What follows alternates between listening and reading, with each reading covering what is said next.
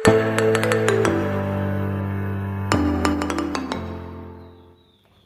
Student, हमने अपने lecture 4 में आपको electric field lines, electric dipole और इलेक्ट्रिक डायपोल मूवमेंट को डिस्कस किया था डिटेल में।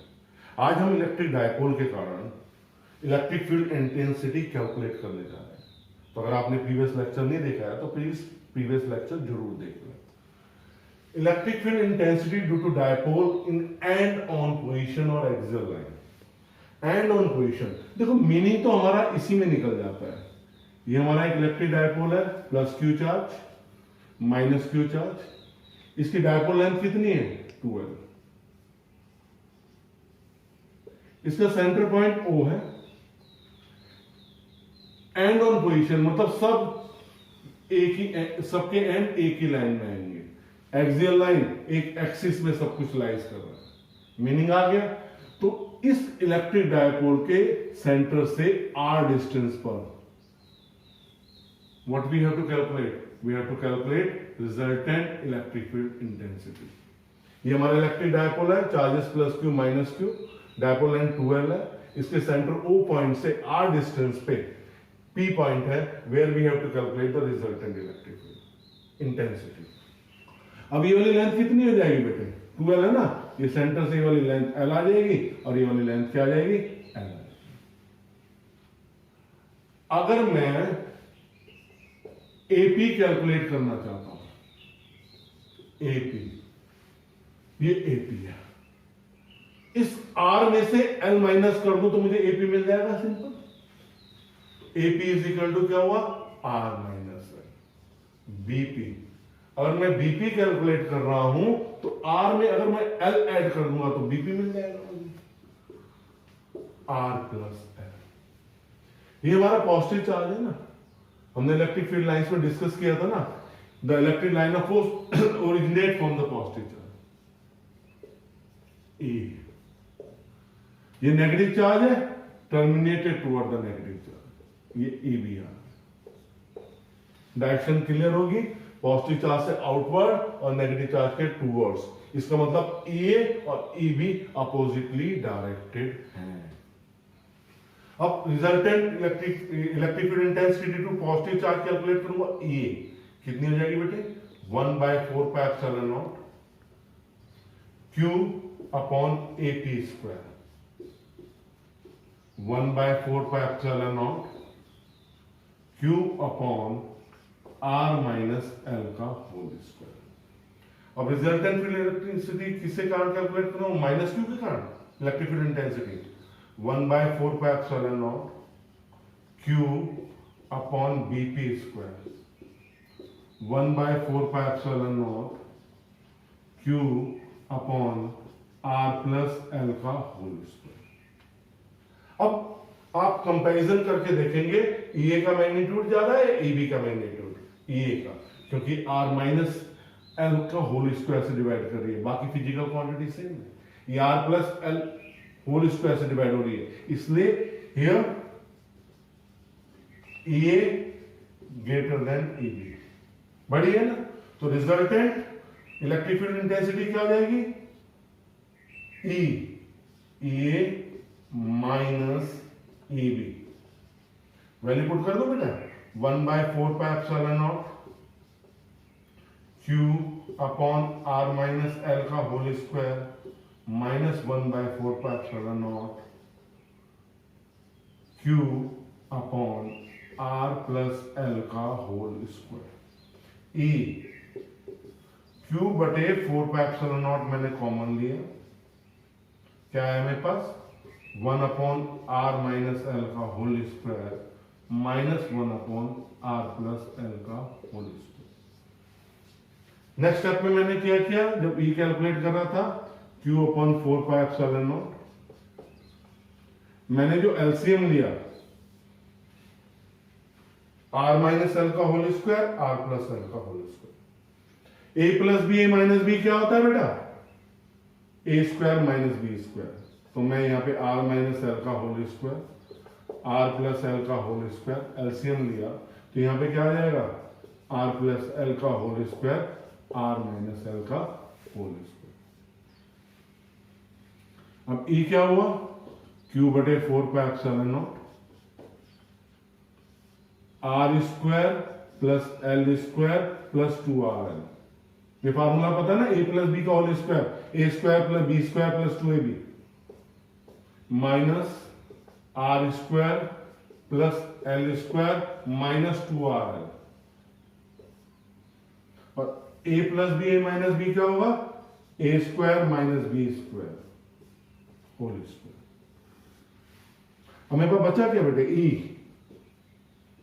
क्यू बटे 4 पाई एप्सिलॉन नॉट, क्या बचेगा मेरे पास, चलो कैंसिल ही कर लेते हैं, plus 2RL minus r square minus L square plus 2RL upon are square minus L square का whole square.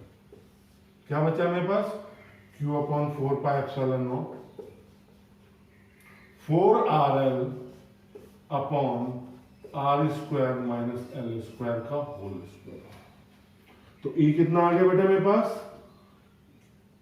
1/4 pi epsilon not 2, यहां पे 2 लिख दे, कोई दिक्कत तो नहीं। Q into 2L into R upon are square minus L square का whole square. अब Q इंटू 2L दिमाग में आया, स्ट्राइक किया, Q इंटू 2L क्या है, इलेक्ट्रिक डायपोल मूवमेंट। तो ये क्या हो गया, 1/4 pi epsilon nought 2PR upon are square minus L square का whole square, where P is equal to क्या है आपके पास, Q into 2L। If R is greater than L, तो हम क्या किसको नेग्लेक्ट करेंगे, r square minus L square को क्या लिखेंगे बेटे, आर स्क्वायर। तो ई एक्सियल, हम एक्सियल वर्ड यूज करें, कितना हो जाएगा बेटे, 1/4 pi epsilon nought 2PR upon R की पावर 4। कितना आ जाएगा बेटे, 1/4 pi epsilon naught 2P upon R की पावर 3। मेन चीज देखो, इलेक्ट्रिक डायपोल मूवमेंट की डायरेक्शन ऐसे है, रिजल्टेंट इलेक्ट्रिक फील्ड की डायरेक्शन ऐसे है, दोनों सेम डायरेक्शन में है, इसका मतलब क्या हुआ, दोनों पैरेलल है। तो इस एक्सियल पोजीशन में vector A is parallel to vector P. समझ में आ गया बेटा आपको। अब हम नेक्स्ट टॉपिक डिस्कस करेंगे इसी में, electric field intensity to dipole, किसमें, ब्रॉड साइड ऑन पोजीशन में। ब्रॉड साइड ऑन पोजीशन, जिसे इक्वेटोरियल पोजीशन भी कहते हैं, उसमें रिजल्टेंट इलेक्ट्रिक फील्ड इंटेंसिटी क्या करेंगे, कैलकुलेट करें।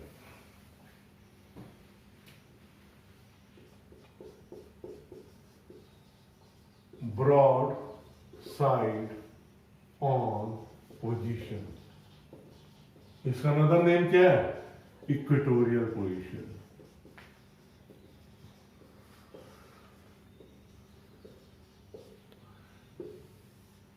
अब broad side on position, equatorial position आ रहा है, तो मीनिंग भी इसमें ही आएगा। मीनिंग क्या है, हमारे पे एक डायपोल है, प्लस क्यू माइनस क्यू, ये ए पॉइंट और ये बी पॉइंट, इसका सेंटर पॉइंट ओ है, इसके परपेंडिकुलर बाइसेक्टर सेंटर पे आर डिस्टेंस पे पॉइंट पी पे resultant electric field intensity calculate कर दी। मतलब broad side on position, equatorial position मतलब परपेंडिकुलर बाइसेक्टर।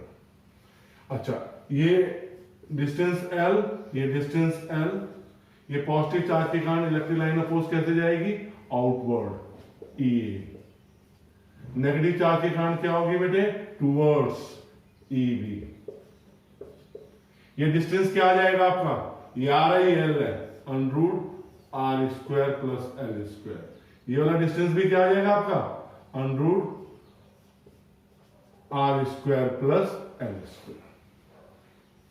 तो जब हम मैग्नीट्यूड कैलकुलेट करेंगे, हमारे पास AP is equal to BP is equal to क्या होगा, √ R square plus L square. ये राइट एंगल ट्रायंगल बना था ना, नहीं समझ में आया बताऊं? In triangle AOP P square is equal to क्या होगा बेटा आपका? AO square plus OP square, तो क्या हो गया? R square plus L square. ठीक, अब जब इलेक्ट्रिक फील्ड इंटेंसिटी कैलकुलेट कर रहे हैं तो ये कितना हुआ आपका? 1/4πε0 q upon AP square, 1/4πε0 q upon are square plus L square. EB 1/4πε0 q upon BP square, 1/4πε0 q upon are square plus L square. अब डायरेक्शन तो दोनों की अलग अलग है इनकी, पर मैग्नीट्यूड आप देखोगे तो ये किसके बराबर है बेटे? मैग्नीट्यूड वाइज ईबी के। अब हम इस डायग्राम में थोड़े से मॉडिफिकेशन लेंगे। ये साइड्स इक्वल है, ये साइड्स इक्वल है, तो ये एंगल भी क्या होंगे? सेम। अब ये एंगल सेम है, हम यहां पे बनाते हैं बेटा। ये एंगल थीटा है, तो ये एंगल थीटा आएगा कौन से? कॉरस्पॉन्डिंग एंगल से, सॉरी अल्टरनेट इंटीरियर एंगल से, ये अल्टरनेट इंटीरियर एंगल। ये एंगल थीटा है, ये एंगल भी थीटा होगा। क्यों? ये दो पैरेलल लाइंस है और एक लाइन कट करके जा रही है। अब मैं ए को रिजॉल्व करूंगा तो यहां पे ए कितना आ जाएगा? ए कॉस थीटा। यहां पे कितना आ जाएगा? ए साइन थीटा। ईबी को रिजॉल्व करूंगा ईबी इस डायरेक्शन में, यहां पे क्या हो जाएगा? EB cos theta. और इस डायरेक्शन में क्या आ जाएगा बेटा आपका? EB sine theta. आप देख रहे हैं ए और ईबी का मैग्नीट्यूड इक्वल है, ये एक दूसरे को क्या कर देंगे? कैंसिल कर देंगे। तो हमें रिजल्टेंट इलेक्ट्रिक फील्ड कितनी मिलेगी? A cos theta plus EB cos theta. ये ईबी के बराबर है a cos theta plus a cos theta. What we get it? 2a cos theta. अब cos थीटा की वैल्यू यहां देखें, in triangle AOP cos theta base upon hypotenuse, AO upon AP. AO क्या है? एल। एपी कितना है? √ R square plus L square. तो इसे ऐसे भी लिख दो, l upon are square plus L square की पावर 1/2। कोई दिक्कत तो नहीं है? ठीक। अब मैंने 1/4πε0 q upon are square plus L square, cos theta की वैल्यू रखी l, r square plus L square की पावर 1/2। तो मैं कितना मैग्नीट्यूड आ गया बेटे? 1/4πε0 q into 2l r square plus L square की पावर 3/2। तो मेरे पास e की वैल्यू क्या मिलेगी बेटे मेरे को यहां पे? 1/4πε0 p R square plus L square की पावर 3/2। ये किस में है? इक्वेटोरियल पोजीशन में। तो एक केस डिस्कस करेंगे। If r is greater than l, तो इक्वेटोरियल कितना हो जाएगा? हम क्या लिखेंगे? What we write? R square plus L square is written as R square. तो इक्वेटोरियल क्या हो गया आपका? 1/4πε0 p अपॉन आर स्क्वायर की पावर 3/2, 1/4πε0 p अपॉन आर की पावर 3। अब इस डायग्राम में अगर हम देखते हैं एक चीज कि ये प्लस क्यू चार्ज है, माइनस क्यू चार्ज है।